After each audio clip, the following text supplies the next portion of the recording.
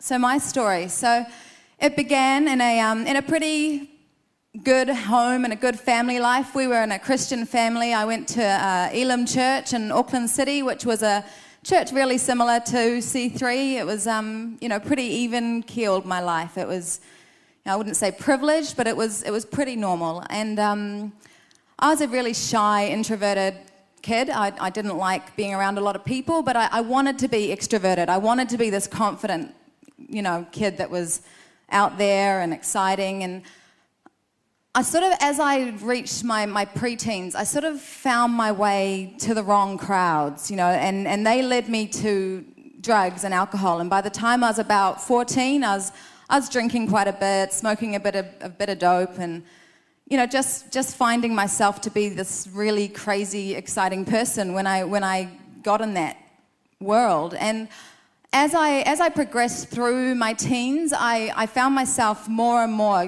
just going deeper and deeper into that world with more and more people that were bad influences. And I found my way pretty deep into the party scene. So at about age 17, I fell in with this group of girls, and they were like the jet set, the wealthy set of Auckland City. They were on the scene. They were these gorgeous girls with loads of money, and they were taking me to the VIP clubs and, skipping the lines. And I just thought, this is just the life. This is just amazing, And those clubs were also frequented by a lot of Auckland's drug dealers, gang members, and the like. And they were there to seek out girls like me. They were there trying to find girls that were vulnerable, that were under the influence, and that they could snap up.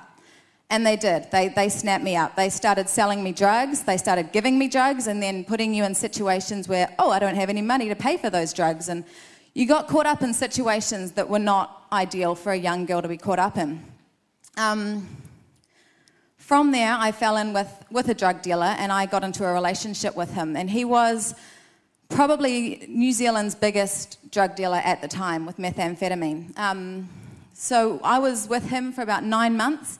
Within that 9 months, we managed to successfully launder $1.5 million on pea and ice. So that was the extent of where I was going. I was broken, I was damaged, I was lost, I hated myself. I was down to 45 kilos, which is not acceptable for someone of my stature. I had, my skin was just breaking out, my hair was falling out, everything was just a mess.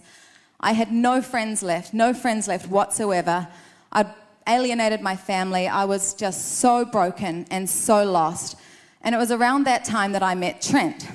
So he was the catalyst of getting me out of that situation. I just fell head over heels in love with him, and I was like, okay, let's go. And he's going, well, baby, I can't give you much money. And I'm going, I don't care, I love you. So off we went, and it was a pretty crazy situation to get out of. He was in with the gangs, and so they were paying money to get me away from this guy because, my life was in danger, and so was his. And then I started thinking about, as I got into this relationship with Trent, and it started getting pretty heavy, pretty awful, pretty fast. And I started thinking about my past, what things were like when I was younger. And the first thing I thought about was my Christian upbringing, the people that I was around. And I actually got pregnant really quite early into our relationship with our oldest daughter here, Kayla.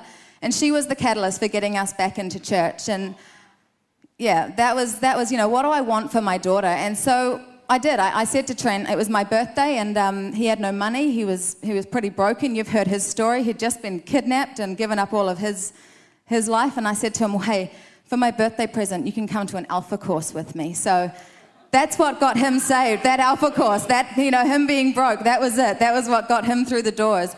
So from there, we have had an incredible time getting to know God, coming into the church, and we've had a radical shift, ever since meeting Jesus.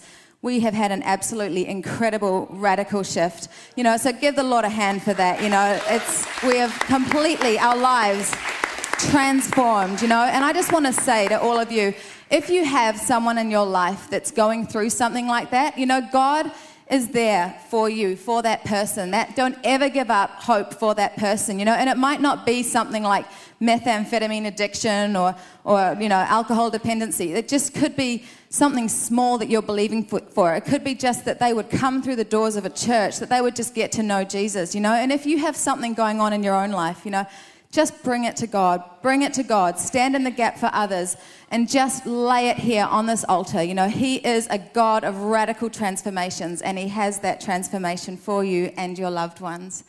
So I'm just going to leave it at that. Come on, let's give her a hand. That's absolutely incredible. Oh my goodness. If God can turn her life around, He can turn your life around.